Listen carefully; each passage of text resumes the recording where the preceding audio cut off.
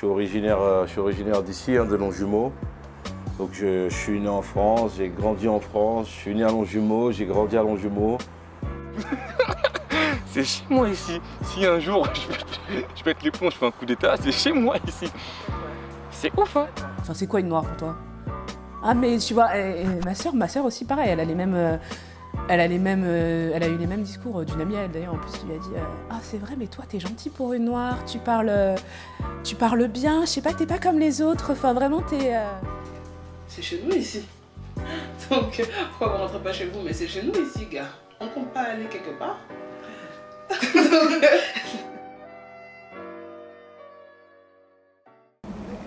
Être noire, afrodescendante aujourd'hui en France, c'est difficile. Parce que bien qu'on soit français sur les papiers, on reste noir et c'est la première chose que les gens voient.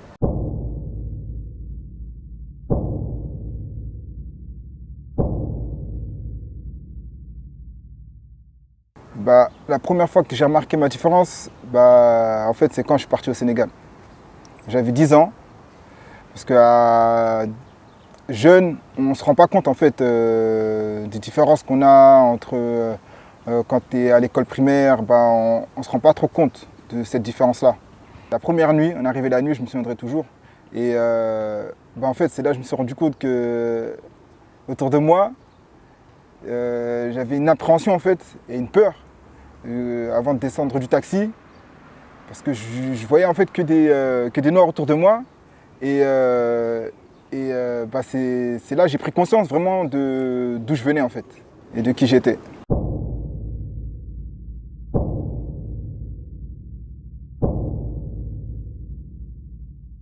Nous, en France, je pense que ce que être noir, c'est quand même un combat de tous les jours. On l'a vu dernièrement lorsqu'il y avait les élections. Tout le monde a commencé à avoir entre guillemets un peu peur que le Front National passe.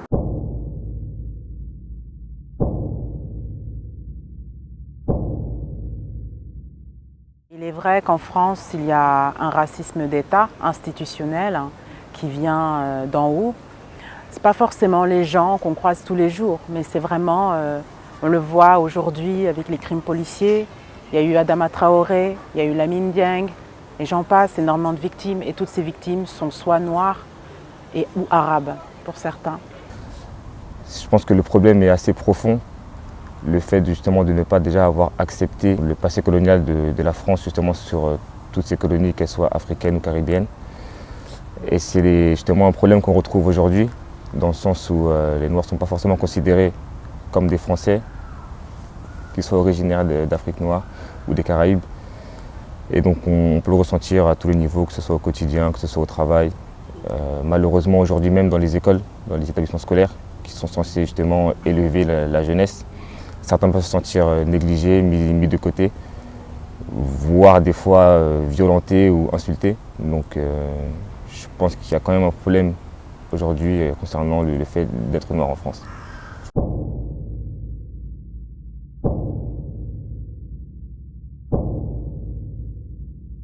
C'est un peu un secret de polichinelle pour certains qu'il y a du racisme en France et surtout dans le professionnel.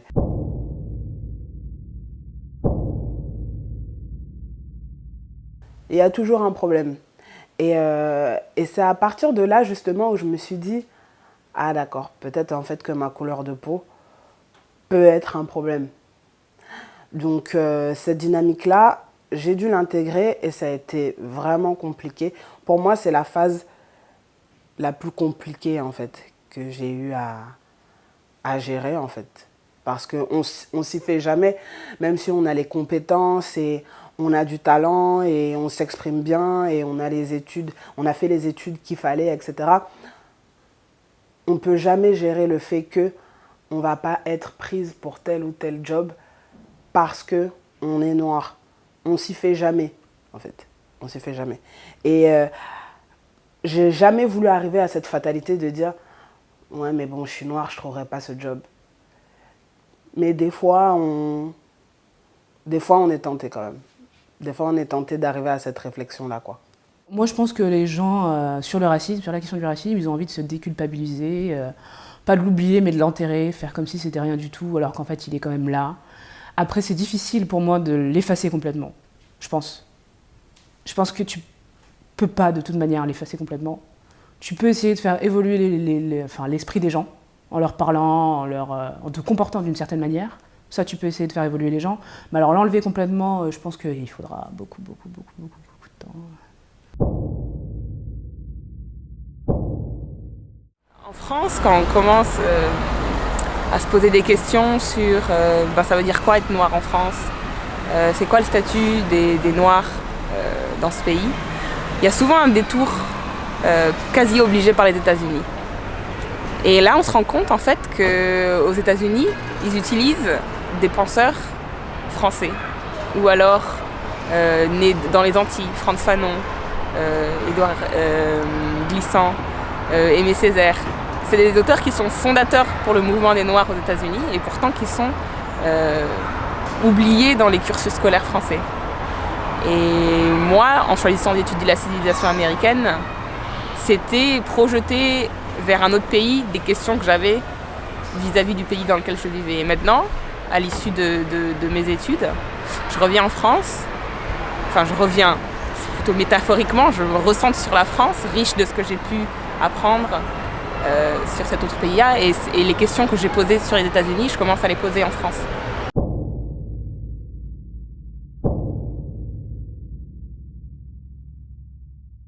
Pour moi, être noir, afro-descendant en France, relève pour moi d'un historique déjà. Je pense que tous les jeunes de ma génération, enfin des jeunes, moins ceux de ma génération, doivent apprendre l'historique d'un noir en France, par où sont passés nos parents, comment on est né aujourd'hui, quelle est notre position en France. La communauté noire fait partie de l'histoire de France. On n'a pas cette page dans les livres d'histoire. Elle est où notre page en fait dans les livres d'histoire? C'est pas le demi-paragraphe de la colonisation qui nous intéresse. Il y a l'esclavage qui a pris quand même je ne sais combien de siècles. On n'en parle pas forcément. L'anniversaire ou la commémoration un jour dans l'année pour tellement de siècles de massacres et autres. En fait, où est notre page, nous, dans l'histoire de France? Moi, mon coup de foudre, ça a été les livres, en fait. Dans les livres, j'ai découvert qu'à chaque fois, quand on nous parlait de l'Afrique, de l'accomplissement des Noirs, limite, l'homme noir n'a rien fait. Alors que l'Afrique est le berceau de l'humanité. Il suffit même d'aller au musée de l'homme. On voit que l'Afrique est le berceau de l'humanité. Donc même les Blancs ont leurs ancêtres qui sont africains. Mais soit les gens sont dans le déni, soit ils refusent de voir la réalité en face. Et dans les livres, il y a une connaissance qui est tellement extraordinaire de voir que le feu tricolore, c'est Gareth Morgan qui l'a inventé en 1923. Le masque à gaz qui a sauvé la vie de milliers de gens pendant la Première Guerre mondiale aussi, c'est un Afro-Américain qui l'a inventé en 1914. La chips que tout le monde mange, pareil, c'est un Afro-descendant qui l'a inventé, qui s'appelle George Crumb. L'ampoule que tout le monde utilise pour allumer chez soi, on parle de Thomas Edison. C'est vrai, Thomas Edison a inventé l'ampoule, mais son ampoule c'était au filament de bambou. Et c'est Louis Howard Latimer, descendant d'esclaves, qui a eu le brevet en 1881 pour l'ampoule au filament de carbone. Et je me dis, quand on nous parle des inventeurs, on ne nous a jamais parlé des inventeurs noirs. Limite le génie africain, on veut l'enlever en fait, on veut l'occulter, alors que ça fait partie de l'histoire de l'humanité. Et on peut pas, un individu ne peut pas se construire normalement s'il n'a pas de référence pour se dire que si lui a réussi, moi aussi je suis capable de le faire.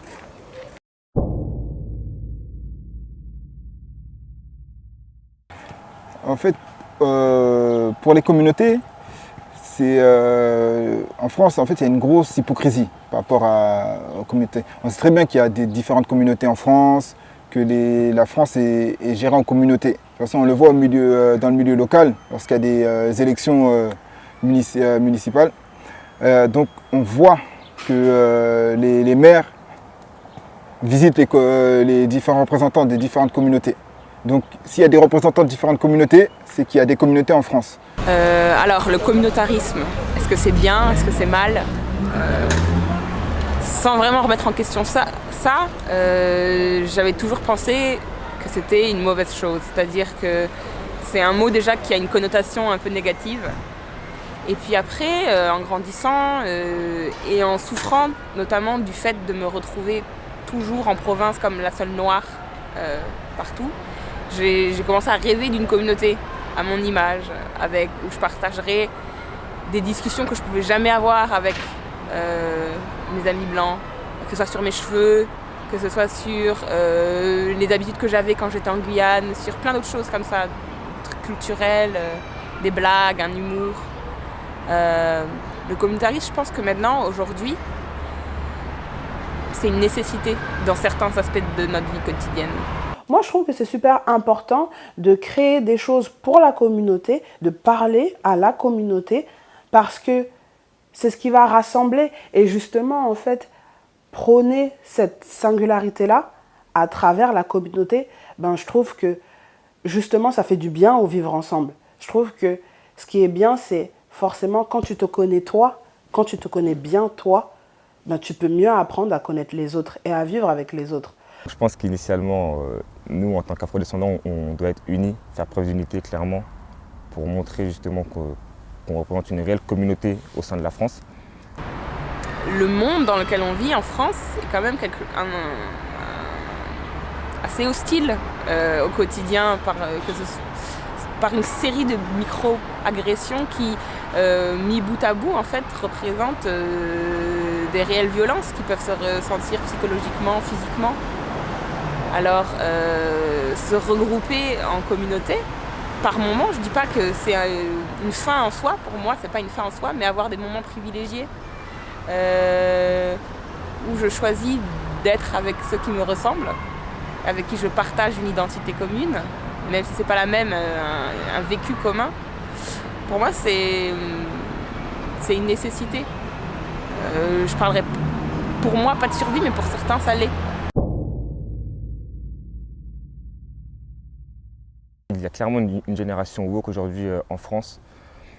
On voit par exemple le collectif Ossar, le Ferguson in Paris, également quelqu'un comme Almami Kanouté, qui sont des gens très impliqués dans le militantisme, dans l'éducation, dans le partage de savoir. Et en tout cas, on le voit très bien en région parisienne. Je pense aussi à la famille d'Adama Traoré, qui est très active et qui donne l'exemple à tout le monde. Et voilà, franchement, je trouve que c'est quelque chose qu'on devrait voir de plus en plus. Je pense clairement, voilà, moi je sais que l'affaire Adama Traoré m'a clairement choqué. Et je suis également très déçu de voir qu'il n'y a pas assez d'engouement autour de cet incident qui a lieu souvent en banlieue. Et justement, cette famille a eu la force et a la force d'en parler et de lutter contre le système qui lui, aimerait que la famille justement ne dise rien et laisse encore une affaire passer comme ça, rapidement aux faits divers, aux infos, et on n'en parle plus. Pour ce qui est de la génération woke, je pense tout d'abord qu'il faut pas... il faut arrêter d'avoir l'impression qu'on est les premiers à faire quelque chose. Je pense que la génération de nos parents, et il y a 10, 20 ans, il y avait déjà une certaine attitude woke, mais qui ne se manifestait pas de la même manière. Après, aujourd'hui, oui, en France, il y a, depuis les 5 dernières années, peut-être un peu plus, je ne sais pas, je m'exprime peut-être maladroitement, chronologiquement parlant, mais on assiste en effet à une espèce d'effervescence militante qui mobilise les médias. Et ça, cette visibilité, elle est bienvenue. Il y a des initiatives qui sont prises. Je le vois, je le remarque dans les réseaux sociaux. On a de plus en plus de personnes qui prennent conscience. Et c'est une très très bonne chose. Oui, moi je pense qu'aujourd'hui c'est possible d'être noire et française à partir du moment où tu t'assumes. Rester soi-même, il n'y a rien de mieux en fait. Si tu es noir, c'est que Dieu a décidé que tu es noir, que tu seras noir, que tu resteras noir toute ta vie. Et qu'il va falloir que ce soit ton combat de tous les jours par rapport à certaines choses, et il ne faut pas le renier. Donc quoi qu'il se passe, on est comme ça, et il va falloir faire avec. Par contre, cette génération, Ce qu'elle a de positif, c'est qu'elle construit.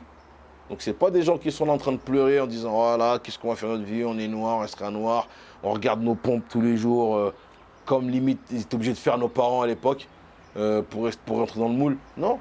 Je ne cours pas après une reconnaissance, parce que pour moi c'est un fait. Je suis français, autant que les autres personnes.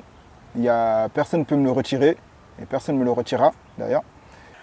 Je suis noire et française, c'est une double culture, une double richesse. On est 2 fois plus fort grâce à ça, justement. Être noire et française en France, c'est possible sur les papiers. Enfin, sur les papiers d'identité, et puis bon, voilà, on est noir, on est français, voilà, sur les papiers. Mais après, effectivement, que ce soit lorsqu'on travaille dans une société pour autrui, c'est difficile. Il y aura une ascension sociale un peu plus rapide pour une catégorie de personnes et un peu plus difficile quand on est noir et française. Par contre, si on crée sa structure, c'est-à-dire si on est indépendant à ce niveau-là, si on se met à son compte, je pense que c'est possible. Parce qu'on crée la richesse pour nous et on va mettre toute notre énergie pour notre business. Et je pense que quand on est compétent et qu'on est à son compte, il n'y a pas de raison qu'on n'ait pas de clients. Donc là, je pense qu'effectivement, il y a une possibilité d'être noir français en France. Il est possible, mais tu ne seras pas toi-même. Enfin, moi, c'est mon point de vue. Il est possible, mais tu ne seras pas toi-même. Tu ne seras pas toi-même, clairement. Tu devras mettre de côté certaines valeurs, certaines choses qui te tiennent à cœur. Et pour ce qui me concerne, c'est pas possible, en fait. Et le problème, c'est ça, c'est qu'on se sent plus français à l'étranger qu'on se sent français en France. Je regarde des figures comme Christiane Taubira, comme Rokhaya Diallo, comme Daniel Obono, et je me dis que ouais, il y a peut-être une place à avoir.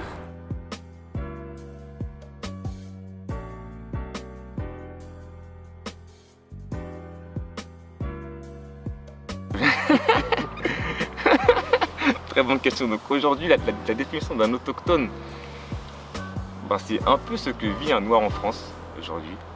C'est être dans son coin, avoir sa famille, ses valeurs, son éducation, ses pensées, mais ne pas être reconnu au sein de ce pays.